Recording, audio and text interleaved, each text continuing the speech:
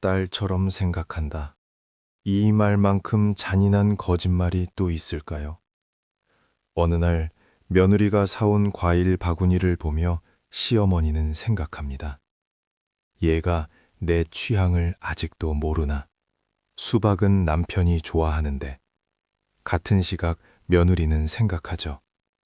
어머님은 왜 고맙다는 말보다 꼭 한마디를 덧붙이실까? 참 이상하죠. 남이면 안 보고 살면 그만인데 가족이라서 더 아픕니다. 뺨 한 대 맞은 것보다 말 한마디에 베인 상처가 10년을 갑니다. 통계에 따르면 노년기 스트레스 원인 1위가 건강이 아니라 가족 관계라고 합니다. 그 중에서도 고부 관계는 죽을 때까지 풀리지 않는 숙제 같죠. 여러분, 혹시 그거 아십니까? 며느리가 미운 건 그의 성격 탓이 아니고 시어머니가 서운한 건 당신이 꼰대라서가 아닙니다. 아리스토텔레스는 이미 이 지옥 같은 관계의 정답을 알고 있었습니다. 모든 관계는 기대에서 시작되고 불행은 그 기대가 어긋날 때 생긴다. 오늘 그 지독한 기대의 정체를 파헤쳐 보겠습니다. 이 영상을 끝까지 보신다면 오늘 밤 당신의 마음을 짓누르던 그 무거운 돌덩이가 어디서 왔는지 깨닫게 되실 겁니다. 말하지 않은 기대, 그게 칼이 됩니다. 결혼 초 며느리는 생각합니다. 잘해야지, 좋은 며느리가 되어야지. 시어머니는 생각합니다. 이제 우리 집에 딸이 생겼구나. 가족이니까 잘 지내겠지. 여기까지는 좋습니다. 아름답기까지 해요. 문제는 그 다음입니다. 시어머니는 기대합니다. 말하지 않고. 명절에는 당연히 와야지. 가족인데. 집안일 좀 거들어줘야지. 며느리인데. 우리 아들 잘 챙겨야지. 엄마로서 당연한 걱정 아니겠어? 며느리도 기대합니다. 역시 말하지 않고 인정해 주셨으면 좋겠어. 이렇게 노력하는데 딸처럼 대해 주시면 좋겠어. 가족이라면서요. 제 편을 들어주셨으면 좋겠어. 남편이라도. 둘 다 기대하고 있어요. 둘 다 간절해요. 그런데 단 한 번도 이 기대를 입 밖으로 꺼내지 않습니다. 왜? 말하면 욕심처럼 보이니까. 말하면 배은망덕해 보이니까. 말하면 가족 같지 않아 보이니까. 그렇게 침묵 속에서 기대는 쌓이고 어긋나고 결국 칼이 됩니다. 제가 상담했던 한 분의 이야기를 들려드릴게요. 박 씨라고 부르겠습니다. 60대 초반의 시어머니예요. 박 씨는 며느리가 결혼하고 처음 몇 년간은 정말 잘 지냈다고 합니다. 며느리가 워낙 착하고 성실했거든요. 명절 때마다 일찍 와서 도와주고, 전화도 자주 하고, 손주도 잘 키우고. 그런데 어느 날부터 며느리가 달라졌어요. 명절에 친정에도 가고 싶다고 하고, 전화도 뜸해지고, 시댁 행사에 빠지는 일도 생기고. 박 씨는 서운했습니다. 처음에는 그렇게 잘하더니 이제 본색을 드러내는구나. 그렇게 생각하니까 며느리한테 한마디 한마디가 다 눈에 거슬리기 시작했어요. 며느리는 며느리대로 힘들었습니다. 처음 몇 년은 제가 너무 무리했어요. 인정받고 싶어서, 좋은 며느리가 되고 싶어서, 제 한계 이상으로 했던 거예요. 근데 그게 기준이 되어버린 거죠. 이제 제 페이스대로 하면 어머님은 예전만 못하다고 느끼시는 거예요. 여기서 누가 잘못한 걸까요? 시어머니, 며느리, 둘 다 아닙니다. 문제는 기준이었어요. 며느리가 처음에 보여준 모습을 시어머니는 당연한 것으로 받아들였고, 며느리는 그게 일시적인 노력이었단 거예요. 둘 다 이 차이를 말하지 않았고 그 침묵이 쌓여서 오해가 되고 오해가 쌓여서 상처가 된 겁니다. 김 씨 이야기를 좀 더 깊게 들어가 볼까요? 김 씨는 58세 시어머니입니다. 지난 추석을 잊을 수가 없습니다. 새벽 5시부터 일어나 장을 보고 오전 내내 전을 부치고 차례상을 차렸습니다. 며느리는 옆에서 도왔어요. 성실하게 묵묵히. 김 씨는 며느리가 열심히 하는 모습을 보면서도 마음 한편이 불편했습니다. 저렇게 열심히 하는 건 좋은데 왜 웃는 얼굴이 없을까? 억지로 하는 것 같아 그런 생각이 들었거든요. 그런데 차례를 지내고 나서 며느리가 말했습니다. 어머니, 저희 친정에도 잠깐 다녀와도 될까요? 김 씨는 그 순간 가슴이 무너지는 걸 느꼈습니다. 아침부터 이렇게 고생했는데 그것도 모르고 친정을 가겠다고. 우리 집은 남의 집이고 친정은 친정인가. 나는 평생 시댁에서만 명절을 보냈는데 그렇게 생각하니 온몸에 힘이 쭉 빠졌습니다. 하지만 김 씨는 웃으며 말했어요. 그래, 다녀와. 며느리는 고맙다며 나갔습니다. 김 씨는 혼자 설거지를 하며 눈물을 삼켰습니다. 내가 뭘 잘못했나?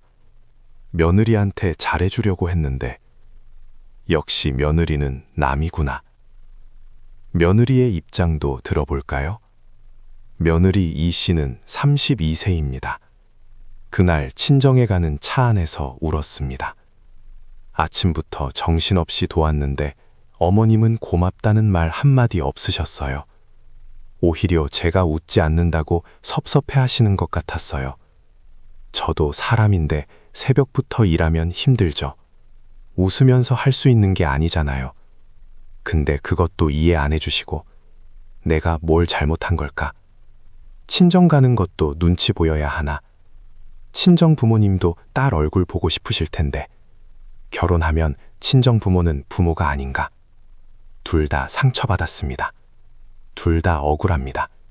그런데 아무도 틀리지 않았어요. 시어머니도 며느리도 둘 다 자기 입장에선 맞습니다. 문제는 가족이니까 당연히 알겠지라는 그 기대였습니다. 김 씨는 기대했어요. 며느리가 고생한 거 내가 알아주니까 며느리도 내가 섭섭한 거 알겠지. 하지만 며느리는 몰랐어요. 시어머니가 섭섭해하는 줄. 며느리는 기대했어요. 제가 이렇게 열심히 했으니까 어머님이 고맙다고 말씀해 주시겠지. 하지만 시어머니는 말 안 했어요. 며느리가 당연히 알 거라고 생각했으니까. 이게 기대의 함정입니다. 우리는 상대방이 당연히 알 거라고 생각하지만 상대방은 모릅니다. 말하지 않으면 모르는 게 당연한데 우리는 그걸 잊어버려요. 여기서 또 하나 중요한 게 있습니다. 세대 차이예요. 50대, 60대 시어머니들이 며느리로 살았던 시절과 지금은 완전히 다릅니다. 30년 전에는 며느리가 시댁에서 사는 게 당연했어요. 분가한다는 개념 자체가 없었죠. 친정은 가끔 가는 곳이었고 시댁이 집이었어요. 그런데 지금은 아닙니다. 대부분의 부부가 독립해서 살고 명절에만 시댁에 가요. 며느리들은 친정과 시댁을 공평하게 오가고 싶어 하고 그게 이상한 일도 아니에요. 하지만 시어머니 입장에서는 이게 이해가 안 됩니다. 나는 친정도 자주 못 갔는데 요즘 며느리들은 왜 이렇게 친정만 가려고 해? 친정엄마가 그렇게 좋아? 시어머니는 뭐가 돼? 이건 세대 차이예요. 잘잘못의 문제가 아니라 시대가 바뀐 거예요. 그런데 우리는 이걸 인정하기 힘들어합니다. 왜냐하면 내가 힘들게 살아온 방식을 부정하는 것 같으니까요. 내가 그렇게 살았는데 그게 틀렸다는 거야. 이렇게 느껴지는 거죠. 하지만 틀린 게 아니에요. 그땐 그게 맞았고 지금은 다른 게 맞는 거예요. 시대가 바뀌면 기준도 바뀝니다. 가족이니까 그래서 더 아픕니다. 여기서 여러분께 묻고 싶습니다. 남편이 회사 동료한테 소홀히 대하면 화가 나나요? 별로 안 나죠. 뭐 회사 사람인데 이렇게 넘어갑니다. 그런데 남편이 당신한테 무심하게 굴면 화가 나요. 엄청나게. 어떻게 나한테 이럴 수가 있어? 밤새 뒤척입니다. 왜일까요? 가깝기 때문입니다. 기대가 있기 때문입니다. 회사 동료한테는 기대가 없어요. 그냥 직장 동료니까 친절하면 고맙고 아니어도 뭐 어때요. 그런데 가족은 다릅니다. 가족이니까 날 이해해 줄 거라 기대하고, 가족이니까 내 마음을 알아줄 거라 기대하고, 가족이니까 내 편이 되어 줄 거라 기대합니다. 그 기대가 어긋날 때 우리는 무너집니다. 아리스토텔레스가 말한 것처럼 불행은 기대가 어긋날 때 생깁니다. 심리학에서는 이걸 친밀도의 역설이라고 부릅니다. 가까울수록 더 많이 상처받는다는 거예요. 왜? 기대가 크니까 낯선 사람이 나한테 무례하게 굴면 아, 저 사람 예의 없네 하고 넘어가지만 가족이 나한테 무례하게 굴면 어떻게 나한테 이럴 수가 하면서 마음의 상처가 깊이 새겨집니다. 시어머니의 숨겨진 기대들. 많은 시어머니들이 이렇게 생각합니다. 나는 평생 며느리로 살면서 참았어. 시어머니 눈치 보고 집안일 하고 애들 키우면서도 한마디 불평 안 했어. 이제 나도 좀 편할 때 되지 않았어. 이건 정당한 감정입니다. 누가 뭐래도 정당해요. 평생 고생하셨으니까 이제는 편하게 사실 자격이 있죠. 하지만 여기에 함정이 있습니다. 그러니까 우리 며느리도 나처럼 해야지. 이 생각이 자동으로 따라붙습니다. 내가 그렇게 했으니까 너도 당연히 그래야지. 나는 친정도 자주 못 갔는데 요즘 며느리들은 왜 이렇게 친정만 가려고 해? 나는 시댁 대소사를 다 챙겼는데 요즘은 왜 이렇게 무심해? 이건 비교입니다. 그런데 공정하지 않은 비교예요. 왜냐하면 세상이 달라졌거든요. 여기서 더 깊게 들어가 볼게요. 시어머니들의 기대는 단순히 며느리가 집안일을 도와줬으면 이게 아니에요. 더 근본적인 기대가 있습니다. 내 희생을 인정받고 싶다. 내가 평생 참아온 게 헛되지 않았다는 걸 확인받고 싶다. 나도 누군가한테 소중한 사람이라는 걸 느끼고 싶다. 시어머니가 며느리한테 바라는 건 사실 집안일이 아니에요. 인정이에요. 존중이에요. 어머님, 평생 고생 많으셨어요. 정말 대단하세요. 이 한마디를 듣고 싶은 거예요. 그런데 며느리는 그걸 몰라요. 며느리는 그냥 어머님이 나한테 집안일 더 하라고 하시는구나 라고만 받아들입니다. 그래서 기대가 또 어긋나는 거예요. 며느리의 숨겨진 기대들. 며느리들도 기대가 있습니다. 시어머니가 친엄마처럼 날 대해주면 좋겠어. 딸처럼 아껴주고 이해해주고 내 편이 되어주면 좋겠어. 이것도 간절한 마음이에요. 누구나 인정받고 싶고 사랑받고 싶으니까 특히 결혼하고 나면 새로운 가족에게 받아들여지고 싶은 마음이 간절합니다. 하지만 여기에도 함정이 있습니다. 시어머니는 친엄마가 아닙니다. 친엄마는 당신을 뱃속에서부터 키웠어요. 당신이 울면 왜 우는지 알고 표정만 봐도 기분을 알아요. 당신이 괜찮아 라고 말해도 친엄마는 아니야, 힘들지 하고 알아챕니다. 하지만 시어머니는 당신을 처음 만난 지 몇 년 안 됐습니다. 아무리 노력해도 친엄마처럼 당신을 읽을 수 없어요. 며느리가 어머니 괜찮아요 라고 말할 때 친엄마는 아니야, 네가 힘들어하는 거 엄마가 알아 하고 안아줍니다. 시어머니는 그래? 괜찮으면 됐네 하고 넘어가요. 그럼 며느리는 상처받습니다. 역시 남이구나. 내 마음을 몰라주시는구나. 하지만 시어머니 입장에서는 억울해요. 괜찮다고 했잖아. 내가 뭘 잘못한 거야? 둘 다 틀리지 않았습니다. 며느리는 엄마 같은 시어머니를 기대했고 시어머니는 마음을 표현하는 며느리를 기대했을 뿐이에요.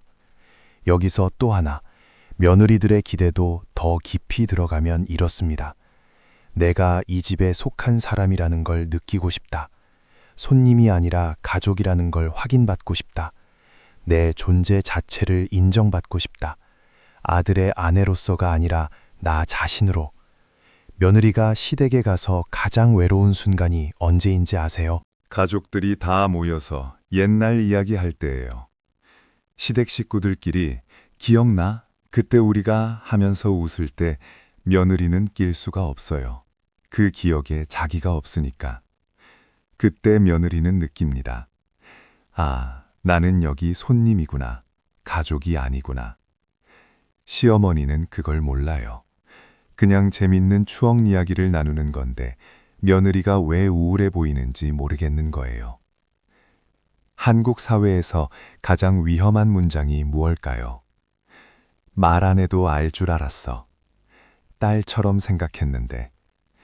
너를 위해서 하는 말이야. 이 문장들의 공통점이 무엇일까요? 전부 나의 기대를 상대에게 떠넘기는 말입니다. 말 안 해도 알 줄 알았어는 이런 뜻입니다. 내가 기대한 걸 너는 당연히 알아야 했어. 그런데 너는 몰랐어. 그러니까 네가 잘못이야. 딸처럼 생각했는데는 이런 뜻이에요. 나는 너를 딸처럼 대했으니까 너도 나를 엄마처럼 대해야 해. 근데 너는 안 그랬잖아. 배은망덕하네. 너를 위해서 하는 말이야는 이렇습니다. 내가 하는 말은 다 너를 생각해서야. 그러니까 네가 불편해도 받아들여야 해. 내 선의를 의심하지 마. 전부 상대방에게 책임을 떠넘기는 말들입니다. 그런데 우리는 이걸 가족애라고 착각합니다. 가족이니까 말 안 해도 알아야지. 가족이니까 이해해야지. 가족이니까 참아야지. 아닙니다. 가족이라고 해서 마법같이 서로의 마음을 읽을 수 없어요. 가족이라고 해서 모든 걸 참을 의무는 없어요. 가족이기 때문에 오히려 더 솔직해야 합니다. 제가 만났던 한 며느리는 이렇게 말했어요. 시어머니가 항상 너를 위해서 한 말이라고 하시는데 사실 저한테는 전혀 도움이 안 돼요. 오히려 상처만 받아요. 근데 거부하면 제가 나쁜 사람이 되는 거예요. 어머님의 선의를 거부하는 배은망덕한 며느리가 되는 거죠. 이게 바로 선의의 폭력입니다. 좋은 의도로 하는 말이라고 해서 상대방이 그걸 받아들여야 할 의무는 없어요. 상대방이 힘들어하면 그건 더 이상 선의가 아닙니다. 인정받으려 애쓸수록 상처는 커집니다. 며느리들이 가장 많이 하는 실수가 있습니다. 인정받으려고 더 노력하기. 시어머니가 차갑게 대하면 며느리는 생각합니다. 내가 부족해서 그런가 봐. 더 잘해야겠다. 그래서 더 열심히 집안일을 하고 더 자주 전화하고 더 많이 신경 씁니다. 그런데 이상하게 시어머니는 더 불편해 보여요. 왜일까요? 시어머니는 며느리가 노력할수록 부담을 느낍니다. 저렇게까지 안 해도 되는데 나보고 뭘 바라는 거야. 너무 잘하려고 하니까 피곤하네. 편하게 지내면 안 되나. 며느리는 인정받으려고 애쓰는데 시어머니는 그게 부담스럽고 시어머니는 편하게 지내고 싶은데 며느리는 그게 무관심으로 느껴지고 이게 바로 기대의 엇갈림입니다. 실제로 어느 상담 사례를 보면 며느리가 시어머니 생신 때마다 비싼 선물을 준비했대요. 시어머니 취향도 알아보고 백화점도 몇 군데 돌아다니고. 그런데 시어머니는 그게 불편했대요. 저렇게 비싼 거 사오면 나보고 뭐 해달라는 건지 부담스러워. 결국 시어머니가 며느리한테 말했대요. 다음부턴 선물 안 해도 돼. 며느리는 그 말 듣고 울었대요. 그렇게 노력했는데 오히려 부담스럽다니. 나는 뭘 해도 안 되는구나. 여기서 무엇가 잘못됐을까요? 며느리가 잘못한 걸까요? 시어머니가 이상한 걸까요? 둘 다 아니에요. 며느리는 사랑을 표현한 거고 시어머니는 부담을 느낀 거죠. 둘 다 자기 감정에 솔직한 거죠. 문제는 이 두 감정이 소통되지 않았다는 겁니다. 반대 경우도 있습니다. 시어머니가 며느리에게 인정받고 싶어서 계속 뭔가를 해주려고 합니다. 반찬을 해다 주고 손자를 봐주겠다고 하고 이것저것 챙겨줍니다. 며느리는 처음엔 고맙지만 점점 부담스러워집니다. 이렇게까지 안 해주셔도 되는데 뭔가 빚진 기분이야. 나한테 뭘 바라시는 걸까? 시어머니는 사랑을 주는데 며느리는 빚을 느끼고, 며느리는 거리를 두고 싶은데 시어머니는 거부당했다고 느끼고 또 엇갈립니다. 여기서 핵심을 말씀드릴게요. 관계에서 가장 중요한 건 얼마나 많이 주느냐가 아니에요. 상대방이 원하는 걸 주느냐입니다. 시어머니가 아무리 반찬을 많이 해줘도 며느리가 원하는 게 반찬이 아니라 존중이면 소용없어요. 며느리가 아무리 집안일을 열심히 해도 시어머니가 원하는 게 집안일이 아니라 진심 어린 관심이면 소용없어요. 우리는 자꾸 내가 주고 싶은 것을 주려고 하지 상대방이 원하는 것을 주려고 하지 않습니다. 그리고 상대방이 그걸 안 받아주면 섭섭해하죠. 이해받으려 할수록 기대는 쌓입니다. 많은 사람들이 이렇게 말합니다. 소통이 중요해요. 대화를 많이 해야 해요. 맞습니다. 소통은 중요해요. 하지만 착각하지 마세요. 대화를 많이 한다고 해서 서로를 이해하게 되는 건 아닙니다. 오히려 대화를 많이 할수록 기대가 더 쌓일 수 있어요. 며느리가 시어머니께 솔직하게 말합니다. 어머니, 사실 저는 명절에 친정에도 가고 싶어요. 시어머니는 이해한다고 말합니다. 그래, 그럼 올해는 추석은 우리 집에서 설은 친정에서 보내. 며느리는 고맙다고 생각합니다. 역시 말씀드리길 잘했어. 그런데 추석이 되었을 때 시어머니가 은근히 말합니다.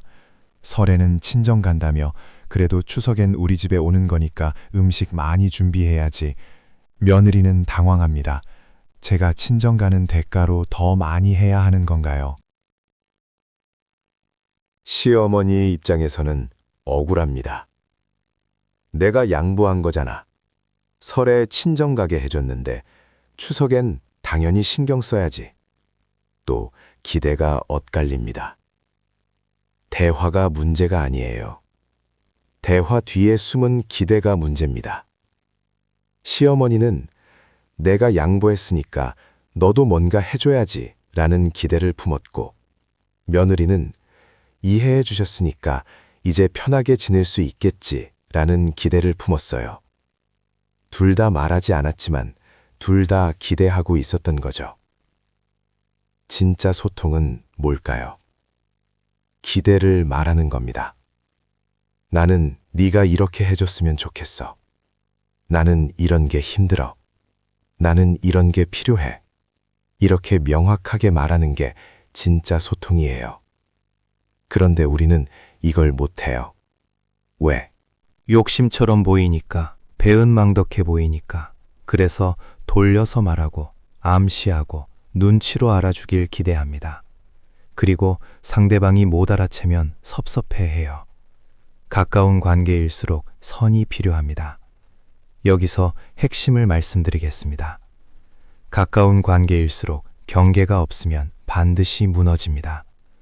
경계선이라는 게 있어요. 여기까지는 괜찮고 여기서부터는 안 된다는 선. 친구 관계에는 이 선이 명확합니다.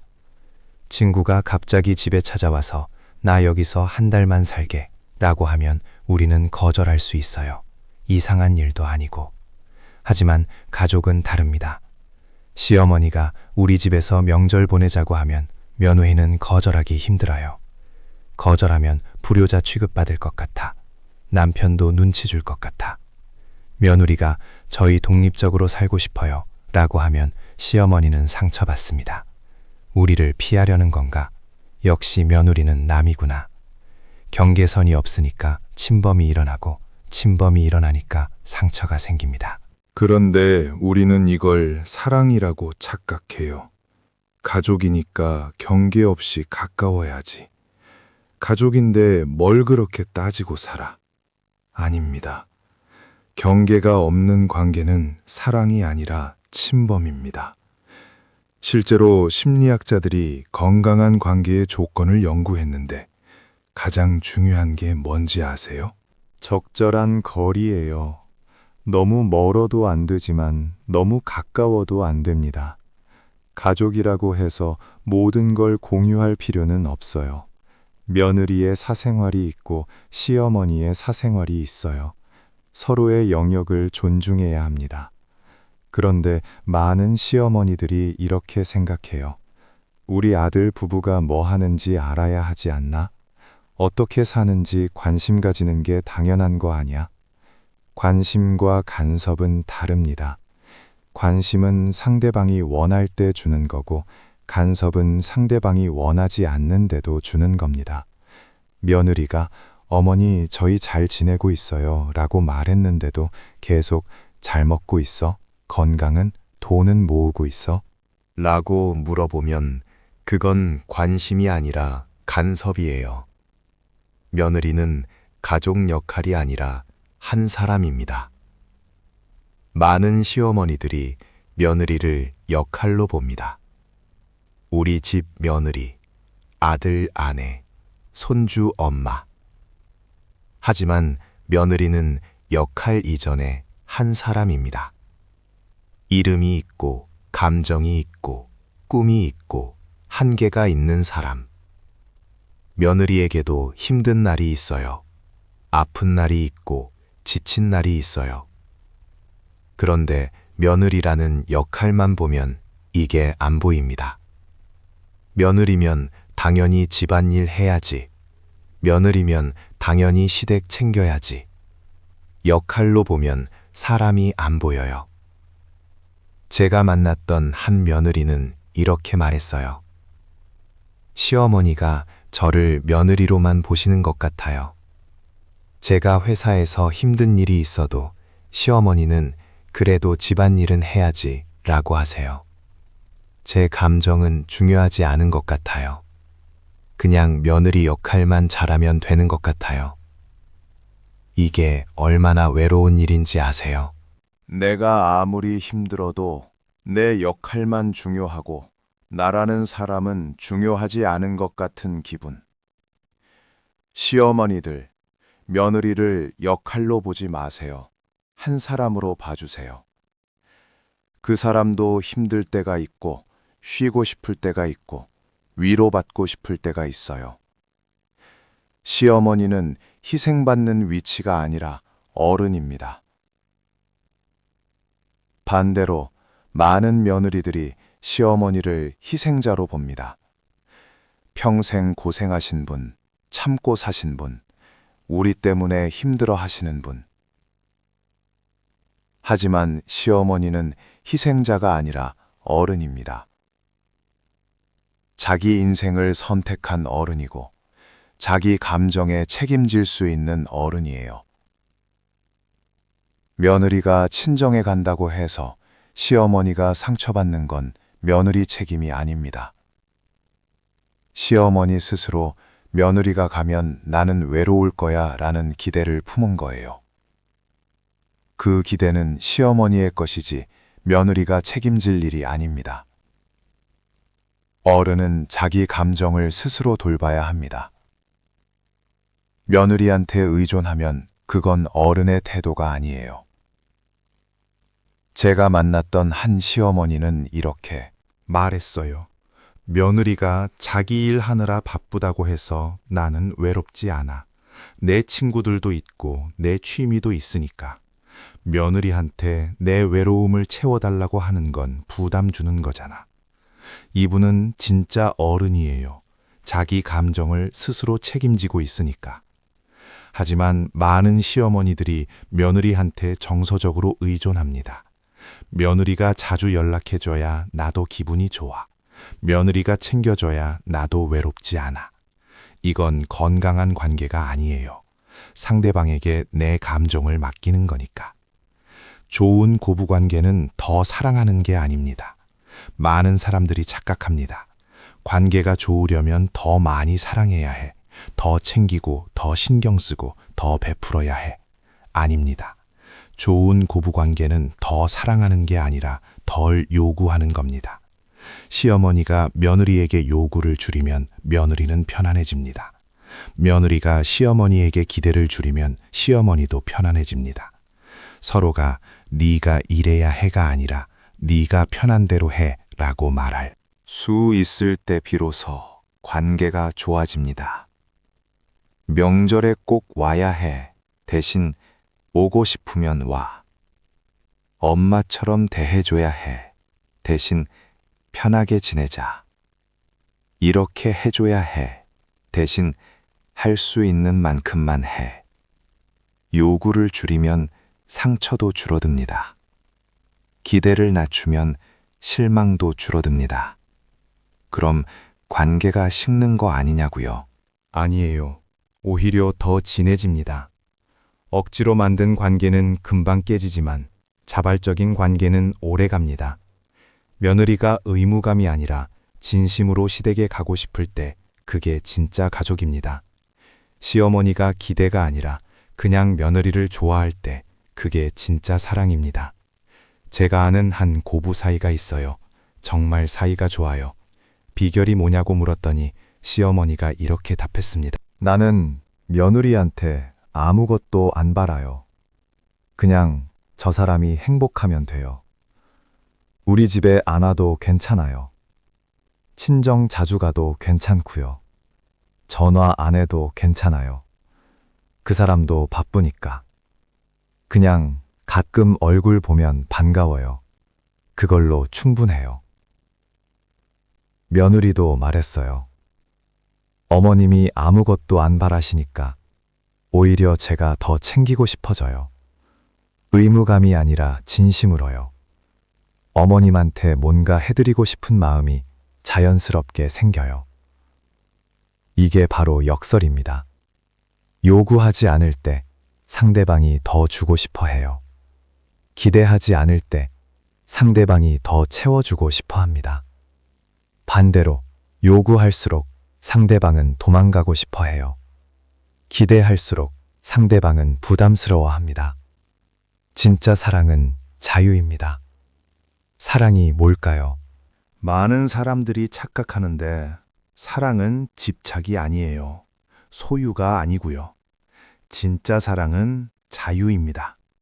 상대방이 자기 방식대로 살 수 있게 해주는 거예요. 시어머니가 며느리를 사랑한다면 며느리가 자기 인생을 살 수 있게 해줘야 해요. 며느리가 시어머니를 사랑한다면 시어머니가 자기 방식대로 늙어갈 수 있게 해줘야 하고요. 이렇게 살아야 해, 저렇게 하면 안 돼 라고 강요하는 건 사랑이 아닙니다. 통제예요. 많은 시어머니들이 이렇게 말해요. 내가 며느리 위해서 하는 말인데 왜 고맙게 생각 안 해? 위해서 하는 말이라고 해서 상대방이 그걸 원하는 건 아니에요. 상대방이 원하지 않으면 그건 더 이상 위해서가 아닙니다. 며느리들도 마찬가지예요. 시어머니 건강 생각해서 병원 가시라고 하는데 왜 안 가세요? 건강 생각해서 하는 말이라고 해서 시어머니가 그걸 원하는 건 아니에요. 시어머니도 자기 몸은 자기가 알아요. 어른이니까. 진짜 사랑은 존중입니다. 상대방의 선택을 인정해 주는 거예요. 내가 동의하지 않더라도, 내가 이해 못하더라도 상대방의 선택이니까 존중하는 겁니다. 자, 그럼 우리는 무얼 해야 할까요? 거창한 거 필요 없습니다. 오늘 당장 딱 하나만 하세요. 내가 상대에게 무엇을 기대하고 있는지 종이에 적어보세요. 시어머니라면 이렇게 적어보세요. 나는 며느리가 땡땡 해주길 바란다. 나는 며느리에게 땡땡을 원한다. 며느리라면 이렇게 적어보세요. 나는 시어머니가 땡땡 해주길 바란다. 나는 시어머니에게 땡땡을 원한다. 적다 보면 깜짝 놀랄 겁니다. 아, 내가 이렇게 많은 걸 바라고 있었구나. 아, 내가 이런 기대를 품고 있었구나. 그리고 그 종이를 보면서 물어보세요. 이 기대를 상대방은 알고 있을까? 이 기대는 정당한 걸까? 이 기대는 내가 스스로 채울 수 있는 건 아닐까? 대부분의 경우 그 기대는 상대방이 채워줄 수 없는 겁니다. 당신이 스스로 채워야 하는 거예요. 외로움은 며느리가 채워줄 수 없어요. 당신의 친구들, 당신의 취미, 당신의 삶이 채워져야 해요. 인정받고 싶은 마음은 시어머니가 채워줄 수 없어요. 당신 스스로 당신을 인정해야 해요. 상대에게 의존하지 마세요. 상대에게 기대를 떠넘기지 마세요. 그게 진짜 사랑입니다. 작은 실천, 큰 변화. 구체적으로 뭘 할 수 있을까요? 작은 것부터 시작해 보세요. 시어머니라면 며느리한테 전화할 때 왜 전화 안 해? 가 아니라 요즘 어떻게 지내? 물어보세요. 며느리가 친정 간다고 할 때 우리는 대신 잘 다녀와 말해주세요. 며느리한테 조언하고 싶을 때 이렇게 해. 가 아니라 내 생각엔 이런데 네 생각은 어때? 물어보세요. 며느리라면 시어머니한테 고마운 마음이 들 때 혼자 생각만 하지 말고 말로 표현하세요. 어머니, 감사해요. 시어머니 말씀이 부담스러울 때 화내지 말고 솔직하게 말하세요. 어머니, 그 말씀은 제가 좀 부담스러워요. 시댁에 못 갈 때 핑계 대지 말고 정직하게 말하세요. 죄송해요. 이번엔 저희 사정이 안 돼서요. 작은 변화예요. 하지만 이 작은 변화가 쌓이면 관계가 달라집니다. 왜냐하면 이 작은 변화들이 하는 말이 있거든요. 나는 너를 존중해. 나는 너를 통제하려는 게 아니야. 나는 너의 선택을 인정해. 이 메시지가 전달되면 상대방도 마음을 엽니다. 방어하지 않아도 되니까, 증명하지 않아도 되니까, 그냥 있는 그대로의 자기를 보여줘도 괜찮으니까. 가장 중요한 한 가지, 마지막으로 가장 중요한 걸 말씀드릴게요. 관계는 완벽할 수 없습니다. 시어머니와 며느리 관계도 마찬가지예요. 때론 어긋나고, 때론 상처받고, 때론 오해하고, 그게 정상입니다. 완벽한 관계는 없어요. 완벽한 사람도 없고요. 중요한 건 완벽하지 않아도 괜찮다는 걸 인정하는 겁니다. 시어머니가 가끔 서운해하셔도 괜찮아요. 며느리가 가끔 힘들어해도 괜찮고요. 둘 다 사람이니까, 둘 다 감정이 있으니까. 관계에서 가장 중요한 건 한 번도 안 싸우기가 아니에요. 싸우고 나서도 다시 돌아올 수 있기예요. 한 번 삐걱거렸다고 해서 관계가 끝나는 게 아닙니다. 서로 다시 손을 내밀 수 있으면 그 관계는 계속됩니다. 그러니까 너무 완벽하게 하려고 하지 마세요. 너무 상처 안 주려고 전전긍긍하지 마세요. 그냥 솔직하세요. 그냥 존중하세요. 그냥 인간적이세요. 그게 가장 좋은 관계입니다. 마지막 질문, 여러분께 묻겠습니다. 당신은 지금 이 관계에서 무엇을 기대하고 있나요? 그 기대를 내려놓을 수 있나요? 댓글로 편하게 나눠주세요. 여러분의 이야기가 누군가에게는 큰 위로가 될 겁니다. 그리고 기억하세요. 가족이라서 가장 아픈 건 기대가 가장 크기 때문입니다. 가족이라서 가장 행복할 수도 있는 건 기대를 내려놓을 수 있기 때문입니다. 오늘 하나의 기대를 내려놓으세요. 그게 당신과 그 사람 둘 다를 자유롭게 할 겁니다. 아리스토텔레스가 말했습니다. 모든 관계는 기대에서 시작되고 불행은 그 기대가 어긋날 때 생긴다. 하지만 저는 여기에 한 줄을 더하고 싶습니다. 행복은 기대를 내려놓을 때 시작된다. 여러분 모두 오늘 하루 기대를 조금만 내려놓고 사세요. 상대방이 나를 이해해 주길 기대하지 말고 내가 먼저 상대방을 이해하려고 노력해 보세요.